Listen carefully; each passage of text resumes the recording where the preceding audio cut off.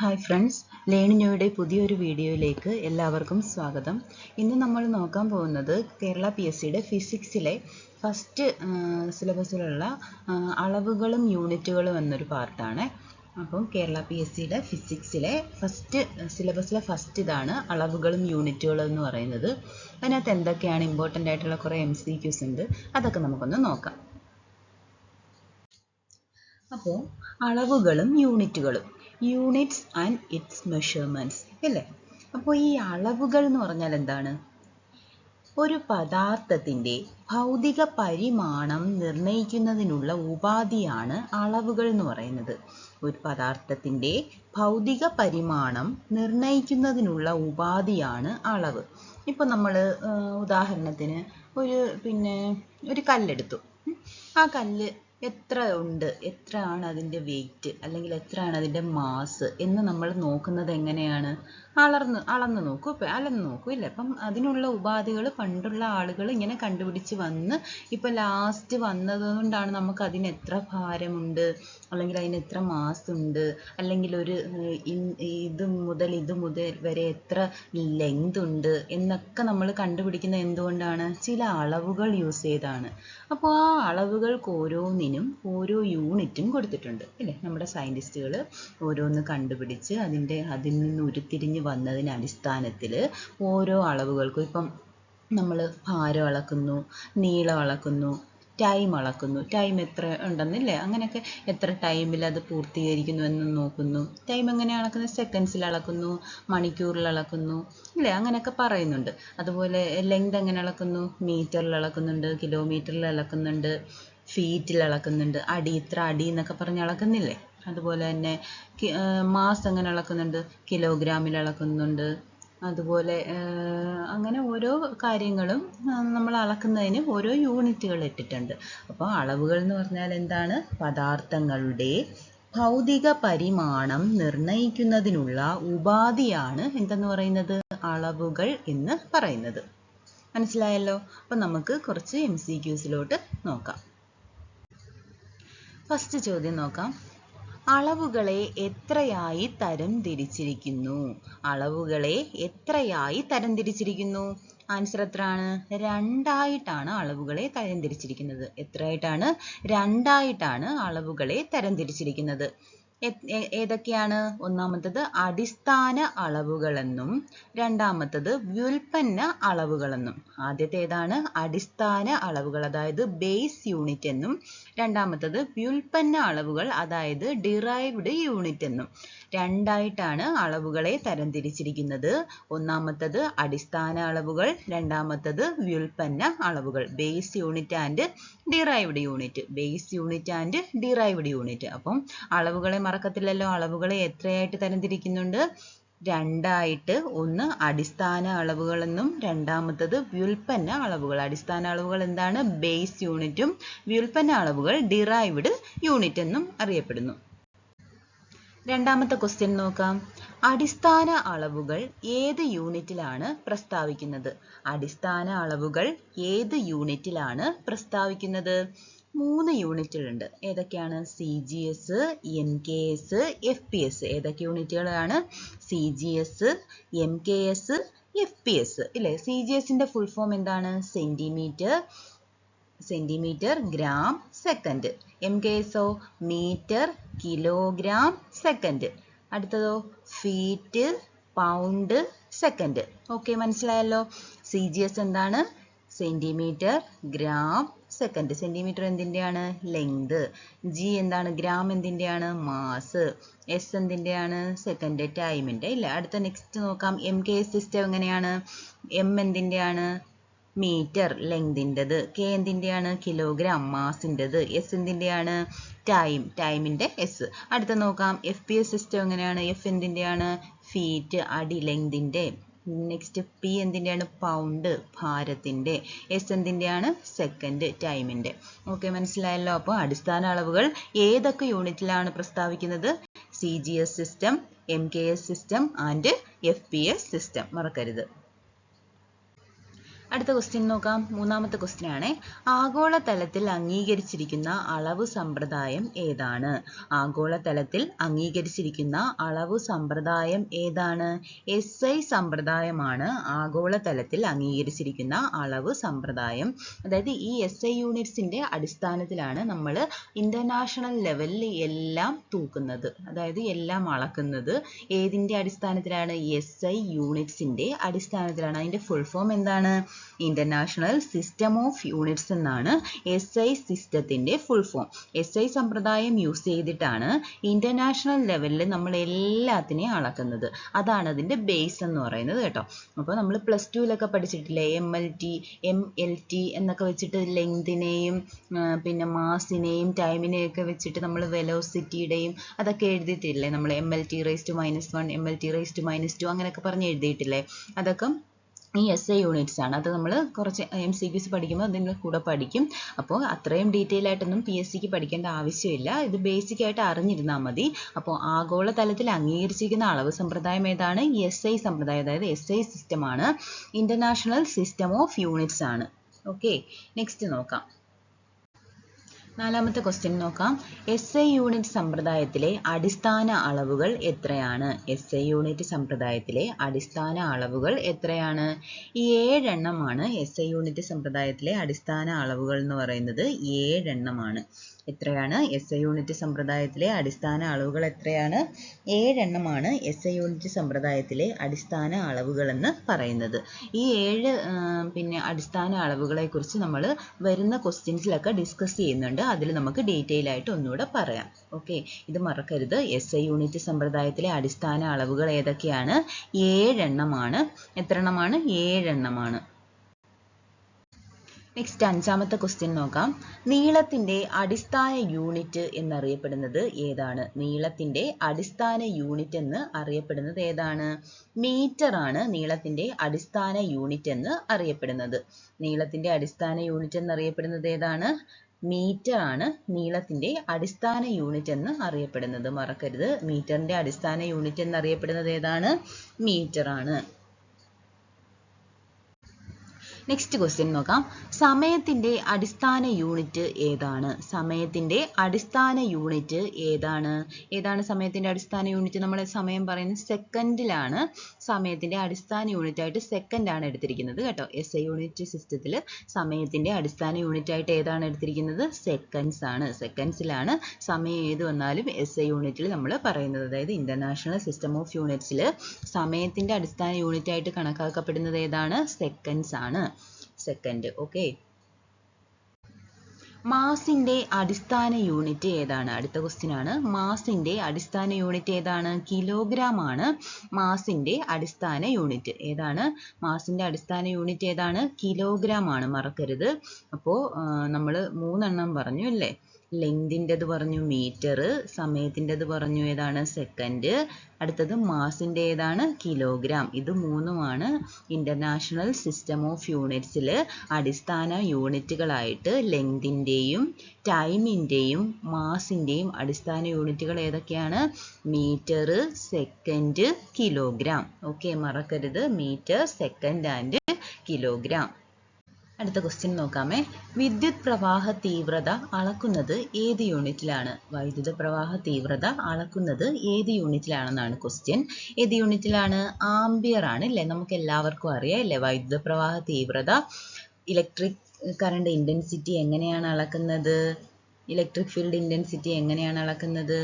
Ampere use ചെയ്തിട്ടാണ് അളക്കുന്നത് അല്ലേ? അത് മറക്കരുത്. അടുത്ത ക്വസ്റ്റ്യൻ നോക്കാം. താപനില അളക്കുന്നതിന്റെ ബേസിക് യൂണിറ്റ് ഏതാണ്? താപനില അളക്കുന്നതിന്റെ ബേസിക് യൂണിറ്റ്, അതായത് ഇന്റർനാഷണൽ സിസ്റ്റം ഓഫ് യൂണിറ്റ്സിൽ താപനില അളക്കുന്നത് ഏത് യൂണിറ്റിലാണ്? ഇന്റർനാഷണൽ ആയിട്ട് അംഗീകരിച്ചിരിക്കുന്ന യൂണിറ്റ് ഏതാണ്? കെൽവിൻ ആണ് അല്ലേ? കെൽവിൻ ആണ് താപനില അളക്കുന്നതിനുള്ള ബേസിക് ആയിട്ടുള്ള യൂണിറ്റ് എന്ന് പറയുന്നത്. കെൽവിൻ. ഓക്കെ, മറക്കരുത്. താപനില അളക്കുന്നതിനുള്ള ബേസിക് യൂണിറ്റ് ഏതാണ്? കെൽവിൻ ആണ്. പദാർത്ഥത്തിന്റെ അളവ് എന്നറിയപ്പെടുന്നത് ഏതാണ്? പദാർത്ഥത്തിന്റെ അളവ് എന്നറിയപ്പെടുന്ന യൂണിറ്റ് ഏതാണ്? മോളാണ് ഇല്ലേ? നമ്മൾ കെമിസ്ട്രിയിൽ പഠിച്ചിട്ടുണ്ട് ഇല്ലേ? പദാർത്ഥത്തിന്റെ അളവ് എങ്ങനെയാണ് കാൽക്കുലേറ്റ് ചെയ്യുന്നത്? മോളിലാണ്. മോൾ എന്ന് പറഞ്ഞ യൂണിറ്റിലാണ് നമ്മൾ പദാർത്ഥത്തിന്റെ അളവ് കാൽക്കുലേറ്റ് ചെയ്യുന്നത് ഇല്ലേ? അപ്പോൾ അതിന്റെ യൂണിറ്റ് ഏതാണ്? മോൾ എന്നാണ്. അടുത്ത ക്വസ്റ്റ്യൻ നോക്കാം. പ്രകാശ തീവ്രത അളക്കുന്നത് ഏത് യൂണിറ്റിലാണ്? പ്രകാശ തീവ്രത അളക്കുന്നത് ഏത് യൂണിറ്റിലാണ്? ക്യാൻഡല എന്ന് പറയുന്ന യൂണിറ്റിലാണ്. അത് CD എന്ന് പറഞ്ഞ അക്ഷരത്തിലാണ് ഡിനോട്ട് ചെയ്യുന്നത്. പ്രകാശ തീവ്രത അളക്കുന്നത് ഏത് യൂണിറ്റിലാണ്? ക്യാൻഡല എന്ന് പറഞ്ഞ യൂണിറ്റിലാണ് പ്രകാശ തീവ്രത അളക്കുന്നത്. ഇതെല്ലാം നമ്മൾ ഒരു ടേബിളിലാക്കി ലാസ്റ്റ് പഠിക്കുന്നുണ്ട്. അന്നേരം എല്ലാം കൂടെ ഒരുമിച്ച് പറയുമ്പോൾ നിങ്ങൾക്ക് മനസ്സിലാവും, പെട്ടെന്ന് ക്യാപ്ചർ ചെയ്തെടുക്കാനും പറ്റും. ഇപ്പം നമ്മൾ ഇത് നോക്കുന്നത് പറയുന്നത് ഏതിനെക്കുറിച്ചാണ്? പ്രകാശ തീവ്രത ഇല്ല, ലൈറ്റ് ഇൻറ്റൻസിറ്റി അളക്കുന്നത് ഏത് യൂണിറ്റിലാണ്? ക്യാൻഡല, CD എന്നാണ് അത് ഡിനോട്ട് ചെയ്യുന്നത് കേട്ടോ. അപ്പോൾ ആ യൂണിറ്റ് മറക്കരുത്. ഇതൊക്കെ ചോദ്യങ്ങളായിട്ട് വരാൻ സാധ്യതയുണ്ട്. മുമ്പ് ചോദിച്ചിട്ടുമുണ്ട്, ഫിസിക്സിൽ ചോദിച്ചിട്ടുണ്ട്. അപ്പോൾ ഇത് ഏതാണ്? പ്രകാശ തീവ്രത അളക്കുന്നത് ക്യാൻഡല എന്ന് പറഞ്ഞൊരു യൂണിറ്റിലാണ്. നെക്സ്റ്റ് നോക്കാമേ. പദാർത്ഥത്തിന്റെ അളവ് നോക്കുന്നത് നമ്മൾ നേരത്തെ പറഞ്ഞായിരുന്നു, മോൾ എന്ന യൂണിറ്റിലാണെന്ന് പറഞ്ഞായിരുന്നു. അപ്പോൾ 1 മോൾ എന്ന് പറയുന്നത് എമൗണ്ട് ഓഫ് സബ്സ്റ്റൻസിന്റെ യൂണിറ്റ് ആണല്ലോ. അപ്പോൾ 1 മോളിന്റെ ഈക്വൽ എത്രയാണ്? 6.022 ഇൻറ്റു 10⁻23 ആണ് 1 മോൾ എന്ന് പറയുന്നത്. അപ്പം 1 mole of a substance is equal to 6.022 into 10⁻23. ഇത് ഇമ്പോർട്ടൻ്റ് ആണ്, മറക്കരുത് കേട്ടോ. അപ്പോൾ ഈ പിന്നെ ഇതിനെ എന്തെന്നറിയപ്പെടുന്നു? അവോഗാഡ്രോ നമ്പർ എന്നുകൂടി അറിയപ്പെടുന്നു. ഓക്കെ, അത് നോട്ട് ചെയ്യണം. അവോഗാഡ്രോ നമ്പർ എന്നറിയപ്പെടുന്നതും ഈ 6.022 ഇൻറ്റു 10⁻23 എന്ന നമ്പറിനെയാണ്. അപ്പോൾ ഇതിനെ എന്തെന്നറിയപ്പെടുന്നു? അവോഗാഡ്രോ നമ്പർ അല്ലെങ്കിൽ അവോഗാഡ്രോ കോൺസ്റ്റൻ്റ് എന്നറിയപ്പെടുന്നത് ഈ 6.022 ഇൻറ്റു 10⁻23 എന്ന് പറഞ്ഞ വാല്യൂവിനെയാണ്. അതാണ് 1 മോൾ എന്ന് പറയുന്നത്. മറക്കരുത്, ഇമ്പോർട്ടൻ്റ് ആണ്. ഞാൻ പറഞ്ഞില്ലേ, പുതിയൊരു സ്ലൈഡിൽ നിങ്ങൾക്ക് എല്ലാം കൂടെ ഒരുമിച്ച് പറയാൻ വേണ്ടി ഞാൻ വെച്ചിട്ടുണ്ടെന്ന്. ഇതാണ് SI യൂണിറ്റ്സിൻ്റെ ഇല്ല, ഇൻ്റർനാഷണൽ സിസ്റ്റം ഓഫ് യൂണിറ്റ്സ് എന്ന് പറയുന്നത് ഇതാണ്. ഇതിനകത്ത് ആദ്യം നോക്കൂ, ടെമ്പറേച്ചർ എങ്ങനെയാണ്? കെൽവിനിലാണ്. കെൽവിനാണ് അതിൻ്റെ യൂണിറ്റ്. ഡിസ്റ്റൻസിൻ്റെ യൂണിറ്റ് എന്താണ്? മീറ്റർ ആണ്. ഇതിൽ നമുക്ക് കറക്റ്റായിട്ട് അത് മനസ്സിലാക്കാൻ പറ്റുമല്ലേ? നെക്സ്റ്റ് നോക്ക്, ഇലക്ട്രിക് കറണ്ടിൻ്റെ യൂണിറ്റ് എന്താണ്? ആംബിയർ. ക്യാപിറ്റൽ A ആണ് അത് വെച്ച് ഡിനോട്ട് ചെയ്യുന്നത്. ടൈമിൻ്റെ എന്താണ്? സെക്കൻഡ് ആണ്. സ്മോൾ ലെറ്റർ S ആണ് ഡിനോട്ട് ചെയ്യാൻ യൂസ് ചെയ്യുന്നത്. നെക്സ്റ്റ് നോക്കാം, എമൗണ്ട് ഓഫ് സബ്സ്റ്റൻസ് നമ്മളിപ്പം പറഞ്ഞതേ ഉള്ളൂ, മോള്. അതിൻ്റെ മോളിൻ്റെ വാല്യൂ എത്രയാണ്? 6.022 ഇൻറ്റു 10⁻23. അതിനെ എന്തെന്ന് അറിയപ്പെടുന്നു? അവോഗാഡ്രോ നമ്പർ എന്നും അറിയപ്പെടുന്നു. നെക്സ്റ്റ് നോക്കാം, മാസ്. മാസ് എങ്ങനെയാണ് അറിയപ്പെടുന്നത്? എങ്ങനെയാണ് അളക്കുന്നത്? കിലോഗ്രാമിലാണ് അല്ലേ? മാസ് എങ്ങനെയാണ് അളക്കുന്നത്? കിലോഗ്രാമിലാണ്. നെക്സ്റ്റ് നോക്കാം, ഇൻറ്റൻസിറ്റി ഓഫ് ലൈറ്റ് എങ്ങനെയാണ് അളക്കുന്നത്? ക്യാൻഡലയിലാണ് അല്ലേ? ക്യാൻഡല. അത് എങ്ങനെയാണ് ഡിനോട്ട് ചെയ്യുന്നത്? CD, സ്മോൾ ലെറ്റർ CD എന്ന് പറഞ്ഞ ഇത് വെച്ചിട്ടാണ് ഡിനോട്ട് ചെയ്യുന്നത്. അപ്പം ഓരോന്നിൻ്റെ യൂണിറ്റ് പറഞ്ഞല്ലോ, ഏതൊക്കെയാണ്? ടെമ്പറേച്ചറിൻ്റെ യൂണിറ്റ് എന്താണ്? കെൽവിൻ ആണ്. ക്യാപിറ്റൽ ലെറ്റർ K ആണ് യൂസ് ചെയ്യുന്നത്. ഡിസ്റ്റൻസിൻ്റെ യൂണിറ്റ് എങ്ങനെയാണ് അളക്കുന്നത്? മീറ്ററിലാണ്. സ്മോൾ ലെറ്റർ M ആണ് യൂസ് ചെയ്യുന്നത്. ഇലക്ട്രിക് കറണ്ടിൻ്റെ യൂണിറ്റ് ആംബിയറിലാണ് അളക്കുന്നത്. ക്യാപിറ്റൽ ലെറ്റർ A ആണ് യൂസ് ചെയ്യുന്നത്. ടൈമിൻ്റെ യൂണിറ്റ് സെക്കൻഡിലും സ്മോൾ ലെറ്റർ S ആണ്. എമൗണ്ട് ഓഫ് സബ്സ്റ്റൻസിൻ്റെ യൂണിറ്റ് മോളിലുമാണ്. മോളിൻ്റെ വാല്യൂ 6.022 ഇൻറ്റു 10⁻23 ആണ്. മാസിൻ്റെ യൂണിറ്റ് കിലോഗ്രാമിലാണ്. അതുപോലെ തന്നെ ഇൻറ്റൻസിറ്റി ഓഫ് ലൈറ്റിൻ്റെ യൂണിറ്റ് ക്യാൻഡലയാണ്. CD എന്ന് പറഞ്ഞാണ് ഡിനോട്ട് ചെയ്യുന്നത്. മറക്കരുത്, ഇത് നോട്ട് ചെയ്ത് വെച്ചിരിക്കുക കേട്ടോ. ഇത് അതുകൊണ്ടാണ് ഞാൻ ഇങ്ങനൊരു സ്ലൈഡ് നിങ്ങൾക്ക് കാണിച്ചു തരുന്നത്. ഇതിനകത്ത് എല്ലാം ഉണ്ട്, എല്ലാ യൂണിറ്റുകളും ഒറ്റ സ്ലൈഡിലുണ്ട്. ഇത് മറക്കാതെ നോട്ട് ചെയ്ത് വെച്ചിരിക്കുക. ഈ സ്ലൈഡ് ഒന്ന് നോക്കിക്കോണേ. ഇതിനകത്ത് കുറേ യൂണിറ്റ്സുകൾ ഞാൻ ഉൾപ്പെടുത്തിയിട്ടുണ്ട്. ഇപ്പോൾ നമ്മൾ കുറേ ഇപ്പം PSC പരീക്ഷകളിലൊക്കെ ട്രെൻഡിങ് ആയിട്ട് വരുന്നുണ്ട്. നാനോ എത്രയാണ്, മൈക്രോ എത്രയാണ്, അതിൻ്റെ യൂണിറ്റ് എങ്ങനെയാണ് ഡിനോട്ട് ചെയ്യുന്നത്, അങ്ങനെ കുറേ ചോദ്യങ്ങൾ വരുന്നുണ്ട്. അപ്പോൾ അത് നിങ്ങൾക്ക് പെട്ടെന്ന് പിന്നെ എഴുതാൻ പറ്റുന്ന രീതിയിലാണ് ഈ സ്ലൈഡ്. നോക്കിക്കോണം. നാനോ എന്ന് പറയുന്നത് എന്താണ്? അതാണ്ട് ഈ ഫസ്റ്റും ലാസ്റ്റും മാത്രം നോക്കിയാൽ മതി, മറ്റേ വിട്ടേക്കൂ, ഇഗ്നോർ ചെയ്തേക്കൂ. ഫസ്റ്റ് നാനോ എന്ന് പറഞ്ഞാൽ എത്രയാണ്? 10⁻⁹ ആണ്. 10⁻⁹ ആണ്. 10⁻⁹ എന്തെന്ന് പറയുന്നത്? നാനോ. അതെങ്ങനെയാണ് ഡിനോട്ട് ചെയ്യുന്നത്? സ്മോൾ n ആണ് ഡിനോട്ട് ചെയ്യുന്നത് നാനോ എന്ന് പറയുന്നത് അല്ലേ? നെക്സ്റ്റ് നോക്കാം, മൈക്രോ. മൈക്രോ എങ്ങനെയാണ്? 10 പവർ മൈനസ് 6 10 പവർ മൈനസ് 6 ആണ് 10 റൈസ് ടു മൈനസ് 6നെയാണ് മൈക്രോ എന്ന് പറയുന്നത്. അത് മ്യൂ എന്ന് പറഞ്ഞ ലെറ്റർ വെച്ചിട്ടാണ് മൈക്രോ ഡിനോട്ട് ചെയ്യുന്നത്. നെക്സ്റ്റ് നോക്കാം മില്ലി. മില്ലി എങ്ങനെയാണ് 10 power minus 3 10 raise to minus 3 ആണ് മില്ലി ഡിനോട്ട് ചെയ്യുന്നത്. സ്മോൾ എം ആണ് ഡിനോട്ട് ചെയ്യാൻ യൂസ് ചെയ്യുന്ന ലെറ്റർ. നെക്സ്റ്റ് നോക്കാം സെന്റി. സെന്റി എങ്ങനെയാണ് 10 power minus 2 10 raise to minus 2 ആണ് സെന്റിയെ ഡിനോട്ട് ചെയ്യുന്നത്. സെന്റി എങ്ങനെയാണ് സ്മോൾ ലെറ്റർ സി ആണ് ഡിനോട്ട് ചെയ്യാൻ യൂസ് ചെയ്യുന്ന ലെറ്റർ. നെക്സ്റ്റ് നോക്കാം ഡെസി. ഡെസി എങ്ങനെയാണ് ഡിനോട്ട് ചെയ്യുന്നത് 10 പവർ മൈനസ് 1 10 പവർ മൈനസ് 1. അപ്പം ഡെസി എന്ന് പറഞ്ഞാൽ സ്മോൾ ലെറ്റർ ഡി ആണ് ഡിനോട്ട് ചെയ്യുന്നത്. നെക്സ്റ്റ് നോക്കാം ഡെക്ക. ഡെക്കയെ ഡിനോട്ട് ചെയ്യുന്നത് ഡി എ എന്ന് പറഞ്ഞ സ്മോൾ ലെറ്റർ കൊണ്ടാണ്. അതെങ്ങനെയാണ് 10 പവർ മൈനസ് 1 10നെയാണ് ഡെക്ക എന്ന് പറയുന്നത്. ഹെക്ടോ എന്ന് പറയുന്നത് സ്മോൾ ലെറ്റർ എച്ച് ആണ്. അതെങ്ങനെയാണ് 10 പവർ 2 ആണ് 10 പവർ 2 ആണ് ഹെക്ടോ എന്ന് പറയുന്നത്. അടുത്ത് നോക്കാം കിലോ. കിലോ എന്ന് പറയുന്നത് കെ ആണ് സ്മോൾ ലെറ്റർ കെ ആണ്. 1000 10 പവർ 3 ആണ്. മെഗാ എന്ന് പറയുന്നത് ക്യാപിറ്റൽ ലെറ്റർ എം ആണ് 10 പവർ 6 ആണ് വരുന്നത്. ജിഗ എന്ന് പറയുന്നത് ക്യാപിറ്റൽ ലെറ്റർ ജി ആണ് 10 പവർ 9 ആണ് വരുന്നത്. 10 പവർ 9 ആണ് വരുന്നത്. അപ്പോൾ ഇത് നോക്കി വെച്ചേക്കണേ നിങ്ങൾക്ക് എളുപ്പമായിരിക്കും. ഇത് പിന്നെ പരീക്ഷയ്ക്കൊക്കെ വരുമ്പോൾ യൂണിറ്റുകൾ ചോദിച്ചാൽ പഠിക്കാൻ എളുപ്പമായിരിക്കും ഈ സ്ലൈഡ്. അതിൻ്റെ ഇപ്പുറത്ത് അതിൻ്റെ കറക്റ്റായിട്ട് മെൻഷൻ ചെയ്യുന്ന ഒരു ടേബിളും ഉണ്ട്. Units of length conversion charts. അപ്പോൾ ഇത് നിങ്ങൾ കറക്റ്റായിട്ടത് നോട്ട് ചെയ്ത് വെച്ചിരിക്കണേ. അടുത്ത ക്വസ്റ്റ്യൻ നോക്കാം.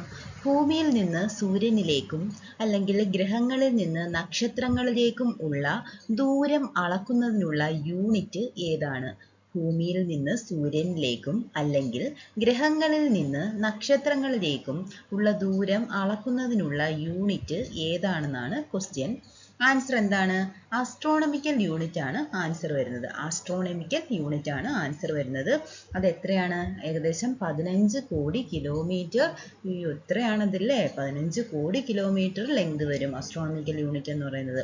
അപ്പോൾ ഭൂമിയിൽ നിന്ന് സൂര്യനിലേക്കും അല്ലെങ്കിൽ ഗ്രഹങ്ങളിൽ നിന്ന് നക്ഷത്രങ്ങളിലേക്കുമുള്ള ദൂരം അളക്കുന്നതിനുള്ള യൂണിറ്റ് ഏതാണ്?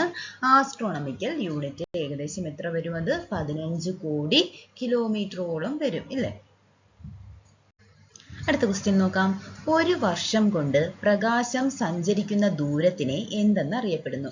ഒരു വർഷം കൊണ്ട് പ്രകാശം സഞ്ചരിക്കുന്ന ദൂരത്തിനെ എന്തെന്നറിയപ്പെടുന്നു? പ്രകാശവർഷം എന്നറിയപ്പെടുന്നു. ഒരു വർഷം കൊണ്ട് പ്രകാശം സഞ്ചരിക്കുന്ന ദൂരത്തിനെ എന്തെന്നറിയപ്പെടുന്നു? പ്രകാശവർഷം എന്ന് അറിയപ്പെടുന്നു. അപ്പോൾ മറക്കരുത്, ലൈറ്റ് ഇയർ. ലൈറ്റ് ഇയർ എന്നാണ് അതിൻ്റെ ഇംഗ്ലീഷ് വരുന്നത്. ഒരു വർഷം കൊണ്ട് പ്രകാശം സഞ്ചരിക്കുന്ന ദൂരം എന്തെന്നാണ് അറിയപ്പെടുന്നത്? പ്രകാശവർഷം അല്ലെങ്കിൽ ലൈറ്റ് ഇയർ എന്ന് അറിയപ്പെടുന്നു. അടുത്ത ക്വസ്റ്റ്യൻ നോക്കിക്കോണേ. ശൂന്യതയിലൂടെയുള്ള പ്രകാശത്തിന്റെ വേഗത എത്രയാണ്? ഇതൊക്കെ നമ്മൾ കൊച്ചു ക്ലാസ്സിലൊക്കെ പഠിക്കുന്നേ അല്ലേ? ശൂന്യതയിലൂടെയുള്ള പ്രകാശത്തിന്റെ വേഗതയാണ് 3 × 10⁸. എത്ര നാളുകൊണ്ട് പഠിക്കുന്നേ അല്ലേ? അതുകൊണ്ട് മറക്കുകയേ ചെയ്യരുതേ. ശൂന്യതയിലൂടെയുള്ള പ്രകാശത്തിന്റെ വേഗത എത്രയാണ്? 3 × 10⁸ മീറ്റർ/സെക്കൻഡ്. പ്രവേഗത്തിന്റെ വേഗത പറയുന്നത് മീറ്റർ/സെക്കൻഡിലാണ്. അപ്പോൾ വെലോസിറ്റിയിലെയാണ്. 3 × 10⁸ മീറ്റർ/സെക്കൻഡ് ആണ് ശൂന്യതയിലൂടെയുള്ള പ്രകാശത്തിന്റെ വേഗത എന്ന് അറിയപ്പെടുന്നത്. മറക്കരുത്. അടുത്ത ക്വസ്റ്റ്യൻ നോക്കണേ. ഒരു വസ്തുവിൽ അടങ്ങിയിരിക്കുന്ന ദ്രവ്യത്തിന്റെ അളവ് എന്താണ്? ഒരു വസ്തുവിൽ അടങ്ങിയിരിക്കുന്ന ദ്രവ്യത്തിന്റെ അളവിനെ എന്തെന്നറിയപ്പെടുന്നു? മാസ് എന്നറിയപ്പെടുന്നു അല്ലേ? അപ്പോൾ ഒരു വസ്തുവിൽ അടങ്ങിയിരിക്കുന്ന ദ്രവ്യത്തിന്റെ അളവിനെ എന്തെന്നറിയപ്പെടുന്നു? മാസ്. അതിന്റെ യൂണിറ്റ് എന്താണ്? കിലോഗ്രാം ആണ്. അതിന്റെ യൂണിറ്റ് എന്താണ്? കിലോഗ്രാം ആണ്. അപ്പോൾ നമ്മൾ വിചാരിക്കും മാസും വെയിറ്റും തമ്മിലുള്ള വ്യത്യാസം എന്താണ് അല്ലേ? അപ്പം മാസും വെയിറ്റും, മാസ് എന്ന് പറഞ്ഞാൽ അതിന്റെ ദ്രവ്യത്തിന്റെ അളവാണ്. അതേസമയം വെയിറ്റ് ആവുമ്പോൾ അതെന്താണ്? അതിനകത്ത് ഗ്രാവിറ്റേഷൻ കൂടി വരും ഇല്ലേ? അതിനകത്ത് ഒരു വസ്തുവിൽ ഭൂമി പ്രയോഗിക്കുന്ന ബലവും കൂടെ അതിന് ഇൻക്ലൂഡ് ആവും. അതാണ് വെയിറ്റ് എന്ന് പറയുന്നത്. അതാണ് രണ്ട് തമ്മിലുള്ള വ്യത്യാസം. ഓക്കെ. അപ്പം ഒരു വസ്തുവിൽ അടങ്ങിയിരിക്കുന്ന ദ്രവ്യത്തിന്റെ അല്ലെങ്കിൽ പിണ്ഡത്തിന്റെ അളവിനെ എന്തെന്നറിയപ്പെടുന്നു? മാസ്. അതിന്റെ യൂണിറ്റ് എന്താണ്? കിലോഗ്രാം. അതേസമയം ഒരു വസ്തുവിൽ ഭൂമി പ്രയോഗിക്കുന്ന ബലത്തിനെ എന്തെന്നറിയപ്പെടുന്നു? വെയിറ്റ് എന്ന് അറിയപ്പെടുന്നു. ഓക്കെ. രണ്ട് തമ്മിലുള്ള വ്യത്യാസം മനസ്സിലായല്ലോ? ഈ സ്ലൈഡ് നോക്കിക്കോണേ. ഇതിനകത്ത് ഞാൻ കുറച്ച് മെഷേർഡ് ക്വാണ്ടിറ്റിയും അതിൻ്റെ യൂണിറ്റ്സും ഒക്കെ ഇൻക്ലൂഡ് ചെയ്തിട്ടുണ്ട്. നിങ്ങൾ ഫസ്റ്റ് ലൈൻ മാത്രം, ഫസ്റ്റ് 2 കോളം മാത്രം നോക്കിയാൽ മതി. ഫസ്റ്റ് 2 അല്ലെങ്കിൽ 3. അടുത്ത കോളംസ് ഒക്കെ നോക്കണ്ട. ആദ്യത്തെ നോക്കാം. ജസ്റ്റ് ഒന്ന് എന്തൊക്കെയാണ് യൂണിറ്റ്സ് എന്നറിയാൻ വേണ്ടി മാത്രം ഞാനിത് വെച്ചതാണ്. എനർജിയുടെ യൂണിറ്റ് എന്താണ്? ജൂളിലാണ് അല്ലേ? അത് ജെയിലാണ് സിമ്പൽ ഡിനോട്ട് ചെയ്യുന്നത്. എനർജിയുടെ യൂണിറ്റ് അളക്കുന്നത് എങ്ങനെയാണ്? ജൂളിലാണ്. നെക്സ്റ്റ് നോക്കാം. ഫോഴ്സ് എങ്ങനെയാണ് അളക്കുന്നത്? ന്യൂട്ടണിലാണ് അല്ലേ? ഫോഴ്സ് എങ്ങനെയാണ് അളക്കുന്നത്? ന്യൂട്ടണിലാണ്. പ്രഷർ എങ്ങനെയാണ് അളക്കുന്നത്? പാസ്കലിലാണ്. പ്രഷർ എങ്ങനെയാണ് അളക്കുന്നത്? പാസ്കൽ എന്ന് പറഞ്ഞ ഒരു യൂണിറ്റിലാണ് പ്രഷർ അളക്കുന്നത്. നെക്സ്റ്റ് നോക്കാം.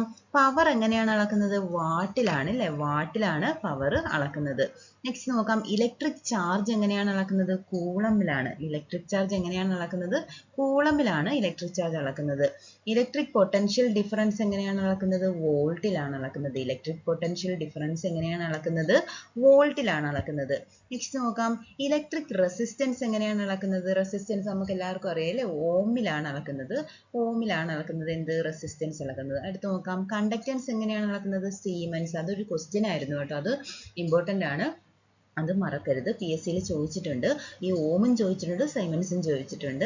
അടുത്ത് നോക്കാം. ഇലക്ട്രിക് കപ്പാസിറ്റൻസ് എങ്ങനെയാണ് അളക്കുന്നത്? ഫാരഡിലാണ് അല്ലേ? ഫാരഡിലാണ് ഇലക്ട്രിക് കപ്പാസിറ്റൻസ് അളക്കുന്നത്. ലൂമിനസ് ഫ്ലക്സ് എങ്ങനെയാണ് അളക്കുന്നത്? ലൂമനിലാണ് അളക്കുന്നത്. LM എന്നാണ് ഡിനോട്ട് ചെയ്യുന്നത്.